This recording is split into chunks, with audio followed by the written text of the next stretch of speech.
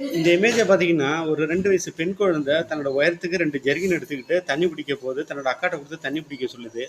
இந்த வேதனையான விஷயம் எங்க நடந்திருக்குன்னா, காசால தான் நடந்திருக்கு. 1 1/2 வருஷமா பார்த்தீங்கன்னா, இஸ்ரேல் ராணுவம் ஹமாஸ் தீவிரவாதிகள் மேல கடுமையான தாக்குதல் நடந்துச்சு. அந்த காசா பொதுமக்கள் எந்த அளவுக்கு கஷ்டப்படுறாங்கன்னு இப்ப தான் தெரியுது. ஒரு நாளைக்கு ஒரு மனிதன் 3 லிட்டர் தண்ணீர் சராசரியா குடிக்கணும்னு சொல்றாங்க. 15 லிட்டர் தண்ணி தேவை ஒரு மனிதனுக்கு அவனோட தேவைகள பூர்த்தி பண்றதுக்குன்னு சொல்றாங்க. ஆனா, அங்க 1 லிட்டர் தண்ணி கிடைக்கிறது அப்படி ஒரு தட்டுப்பாடா இருக்குன்னா பாத்துங்க. பசியிலும், பட்னியிலும் மக்கள், குழந்தைகள், பெண்கள், வயதுவயர்கள்லாம் பார்த்தீங்கன்னா, அப்படி வேதனைப்பட்டுக்கிட்டு இருக்காங்க. அந்த பசி பட்னிக்காக அங்க கவர்மெண்ட்ஸ் குடுக்குற ரொட்டியெல்லாம் ஃபங்கஸ் பிடிச்சு போயிருக்கு. அந்த ரொட்டிய வாங்குறது மக்கள்லாம் பார்த்தீங்கன்னா, முண்டி அடிச்சுட்டு ஒருத்தர் தள்ளி போயிட்டு, சொந்த நாட்டிலே அகதி போல வாழ்ந்துட்டு இருக்காங்க. அப்படி ஒரு நிலைமை. அவங்களுக்கு வீடோ எதுவுமே இல்ல. வயதானவர்கள்லாம் பார்த்தீங்கன்னா, நோய்வாய்ப்பட்டிருக்காங்க. அவங்களுக்கு மெடிசின்ஸ் எதுவுமே இல்ல. குழந்தைகள்லாம் பார்த்தீங்கன்னா, அவங்க குறைந்த நியூட்ரிஷன்ஸ் உள்ள குறைபாடு உள்ள குழந்தைகளா தான் பிறக்குது. தண்ணீர் இல்லாம, சாப்பாடு இல்லாம எப்படி ஒரு வேதனையான விஷயமா இருக்கு.